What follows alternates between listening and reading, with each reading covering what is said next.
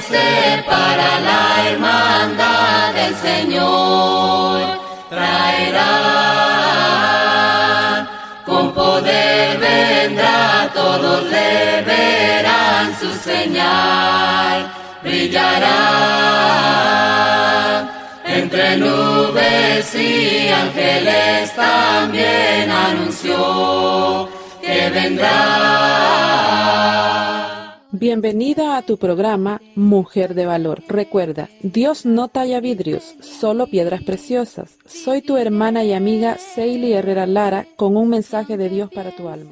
Si hay algo que Dios siempre ha requerido de parte de los seres humanos es que le obedezcamos. Desde el huerto del Edén ha estado advirtiendo a su creación del peligro del pecado y exhortándonos a seguir el camino correcto. Él es el dueño de absolutamente todo lo que existe. El primer libro de Crónicas 29, 11 al 14 dice que tuya es, oh Jehová, la magnificencia y el poder, la gloria, la victoria y el honor, porque todas las cosas que están en los cielos y en la tierra son tuyas. Tuyo, oh Jehová, es el reino y tú eres excelso sobre todos. Las riquezas y la gloria proceden de ti y tú dominas sobre todo. En tu mano está la fuerza y el poder, y en tu mano el hacer grande y el dar poder a todos. Ahora pues, Dios nuestro, nosotros alabamos y loamos tu glorioso nombre, porque ¿quién soy yo y quién es mi pueblo para que pudiésemos ofrecer voluntariamente cosas semejantes? Pues todo es tuyo, y de lo recibido de tu mano te damos. En los textos anteriores podemos entender que las joyas más preciosas que el ser humano puede haber visto, o aquellas que ni siquiera teníamos idea de que existen, como por ejemplo un asteroide llamado Psyche 16, que tiene tal cantidad de oro que su valor es de 10,000 cuatrillones de dólares, que serían como 1.3 billones de dólares por persona en la Tierra, si alguien pudiera pagarlo. O algunos que están formados de diamantes, rubíes y demás piedras preciosas. Antes de que nosotros ni siquiera lo imaginemos, esos ya tienen un dueño, y este es nuestro poderoso Dios. Y aún con todo este poderío, Él revistió al hombre con una característica que debemos aprovechar de la mejor manera, y esta es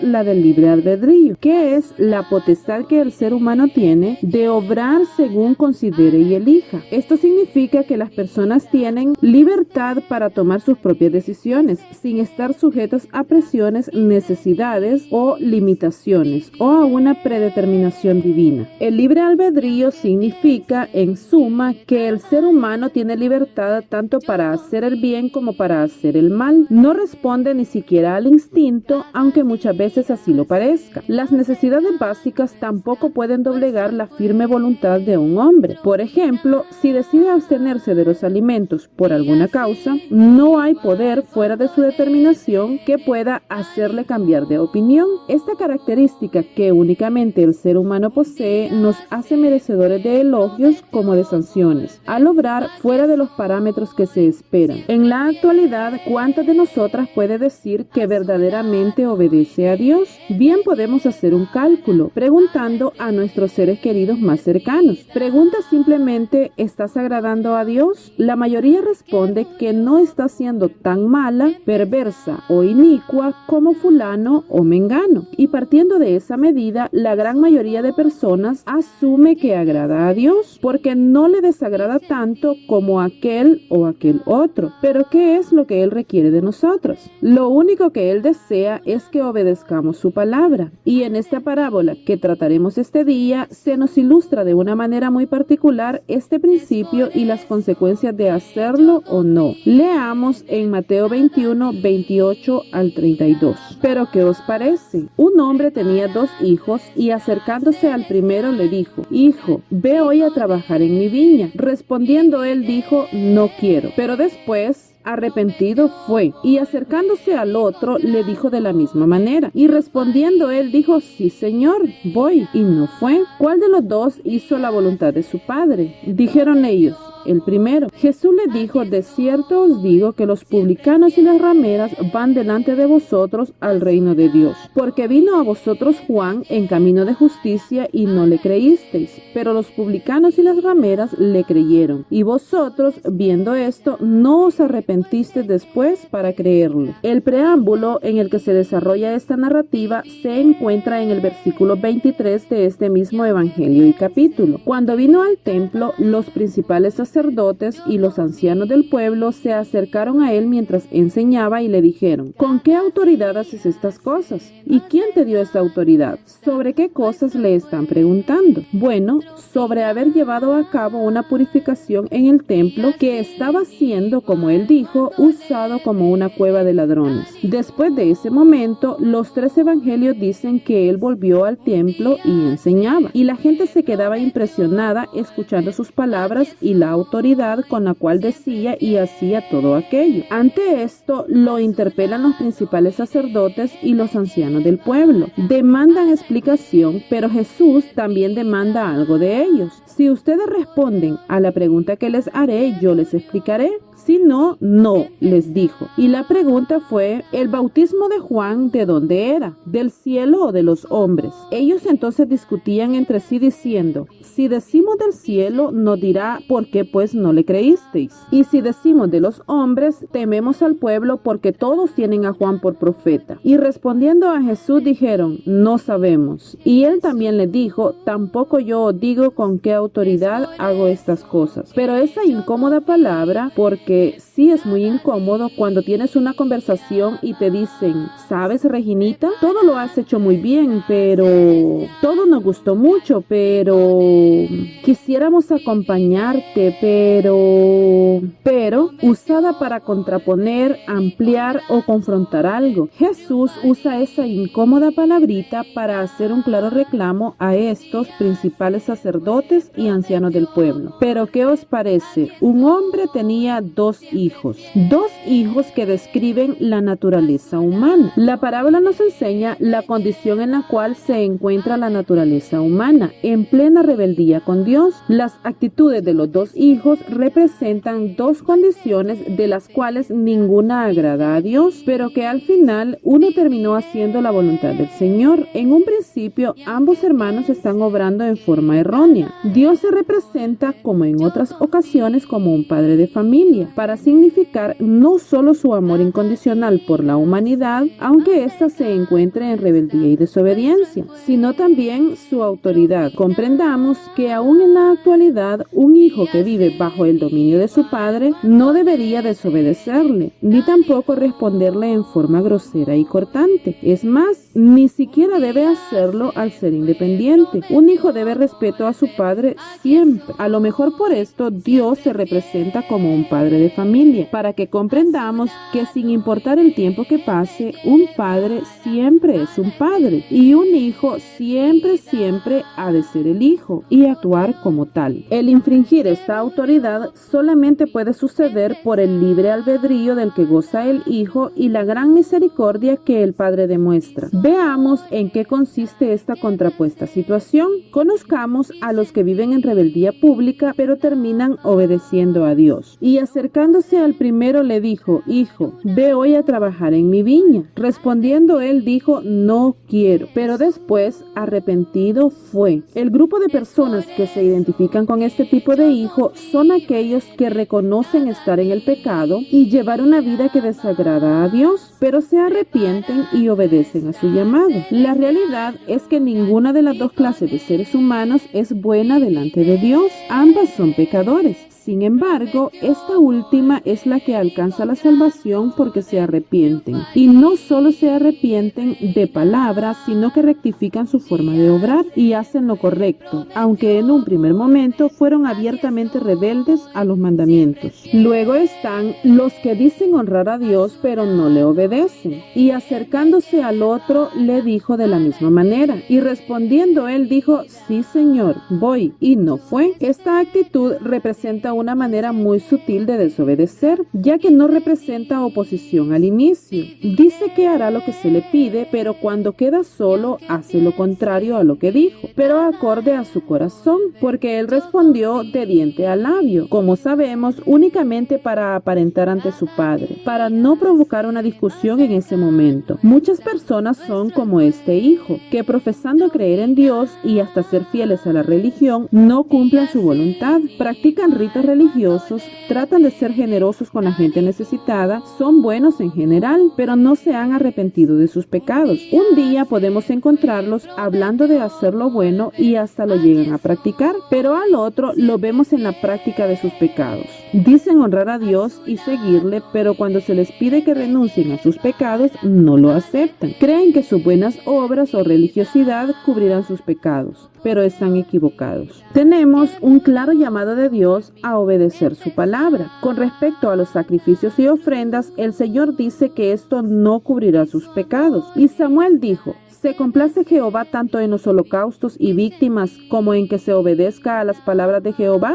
Ciertamente el obedecer es mejor que los sacrificios y el prestar atención que la grosura de los carneros. Primer libro de Samuel 15:22. De igual forma, nuestras buenas obras jamás limpiarán nuestros pecados. Tito 3:5 dice: nos salvó no por obras de justicia que nosotros hubiéramos hecho, sino por su misericordia, por el lavamiento de la regeneración y por la renovación en el Espíritu Santo. El deseo de Dios es que le obedezcamos. Quiere el 100% de nuestro corazón, no una parte de él. ¿Cuál de los dos hizo la voluntad de su Padre? Dijeron ellos: el primero. Jesús les dijo: de cierto os digo que los publicanos y las rameras van delante de vosotros al reino de Dios, porque vino a vosotros Juan en camino de justicia y no le creísteis, pero los publicanos y las rameras le creyeron, y vosotros, viendo esto, no os arrepentisteis después para creerle. La respuesta se hizo evidente incluso entre la misma audiencia de nuestro Señor Jesús. Él les dijo a los fariseos, escribas, sacerdotes y ancianos, que eran hombres que confiaban en sus propias obras y religión, que los publicanos y rameras iban delante de ellos al reino de Dios.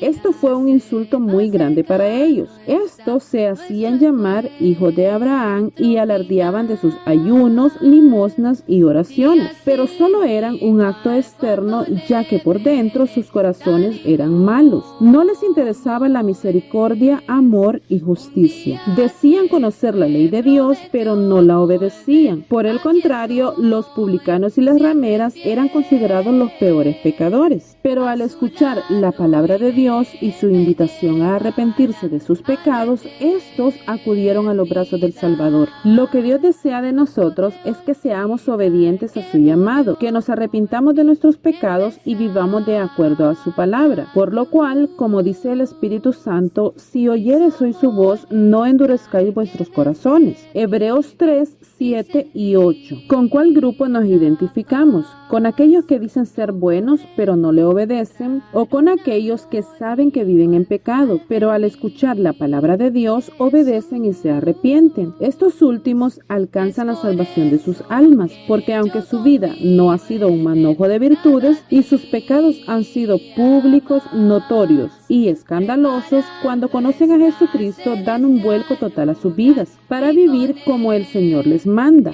Los publicanos debían identificarse como publicanos ante el pueblo. Todos sabían que el señor fulano era un publicano. Los publicanos no eran aprobados moralmente por sus conciudadanos, ya que según el pueblo, estos habían traicionado a los judíos por hacerse del lado de los romanos para cobrar impuestos en nombre de ellos. Además, el que trabajaba como un publicano debía pagar una cantidad de dinero al Estado romano, según la cantidad de personas que habitaban en esa comunidad y según las riquezas de la misma. Él pagaba una cantidad a los romanos, pero exigía otra a sus conciudadanos. Por lo general era muy superior a lo que él reportaba y no era supervisado ni sancionado por nadie, porque al Estado romano le importaba que le entregara la cantidad convenida. Lo demás que cobraba no era asunto de ellos ni de nadie. Por eso podía hacer injusticia, exigiendo lo que a él le parecía y no lo que era justo o por lo menos aceptable. Ningún publicano pasaba desapercibido. Ellos eran reconocidos y odiados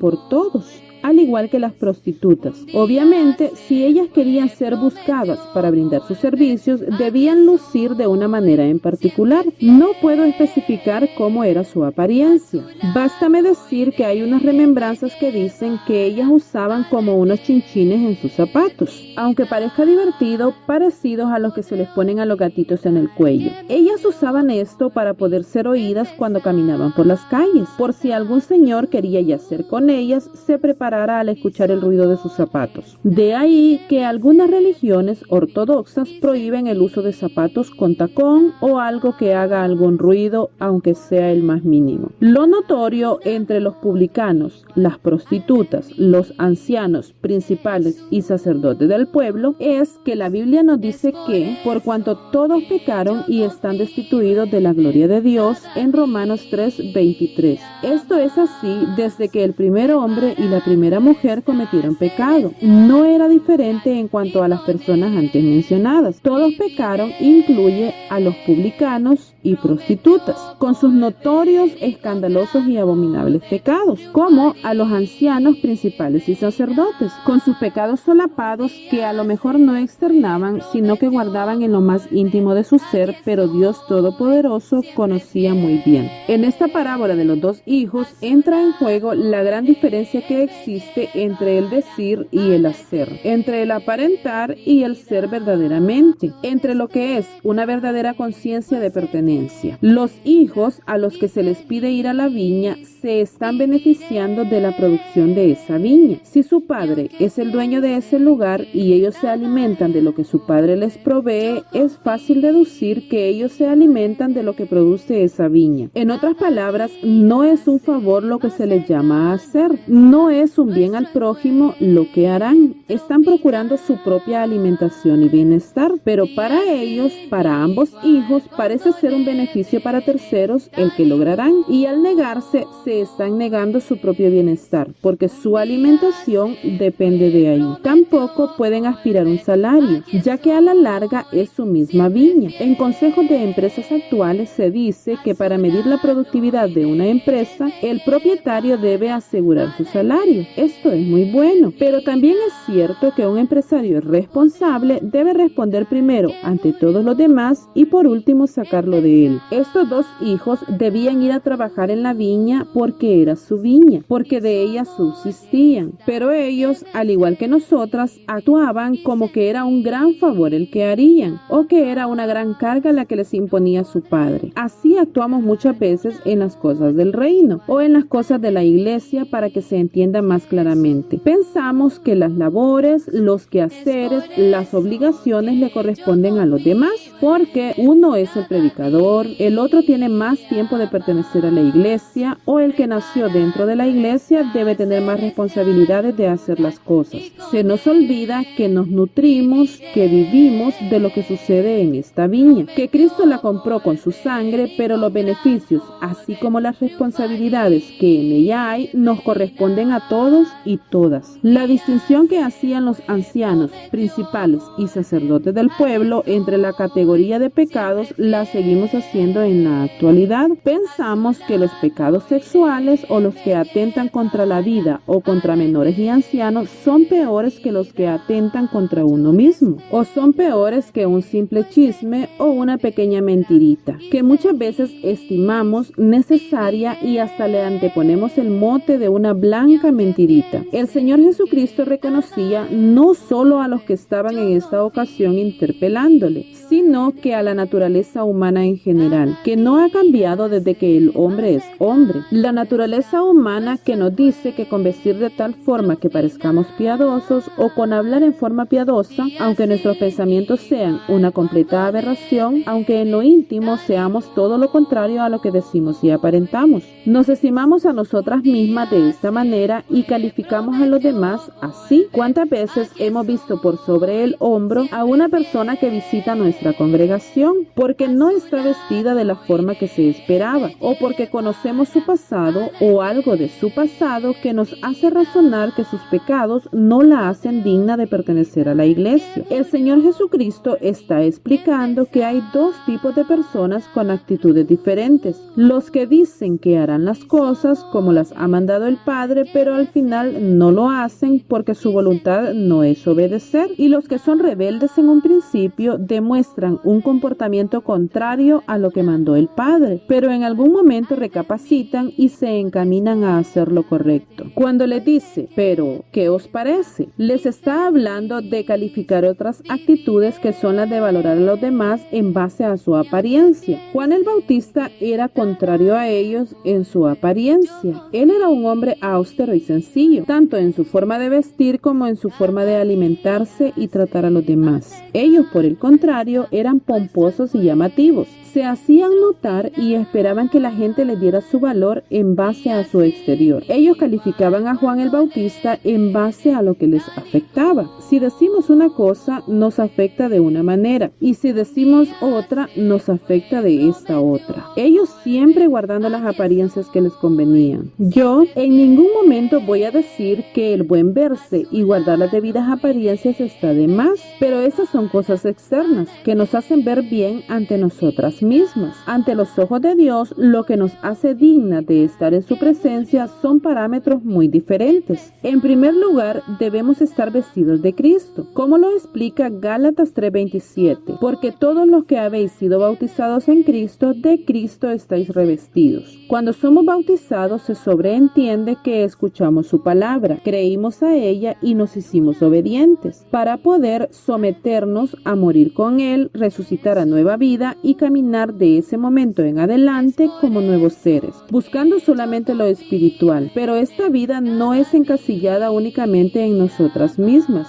sino que debe tener manifestaciones externas, y estas son dadas a conocer en Miqueas 6:8. Oh hombre, Él te ha declarado lo que es bueno, y que pide Jehová de ti, solamente hacer justicia y amar misericordia y humillarte ante tu Dios. Oh mujer, sabiendo lo que Dios pide de nosotras, que es hacer su voluntad, no nos queda más que hacerla, no por obligación, sino porque como a los hijos que fueron enviados a la viña a trabajar, los beneficios en realidad son para nosotras mismas. Trabajar obedientemente en la viña nos hace más llano el camino que estamos recorriendo hasta llegar a las mansiones celestiales y vivir la eternidad junto a nuestro Padre amado. Bendiciones para sus vidas y que tengan mucho trabajo en su viña. Este fue tu programa Mujer de Valor. Recuerda, Dios no talla vidrios, solo piedras preciosas. Puedes escuchar este y muchos más estudios bíblicos, exhortaciones, mensajes de ánimo y consejería en mi canal de YouTube, en el cual puedes encontrarme como Seili Herrera Lara. Puedes dar me gusta a la fanpage Familia Lara Herrera en Facebook. También puedes escribirme al correo electrónico somosLaraHerrera2020@gmail.com. Bendiciones de Dios para tu vida.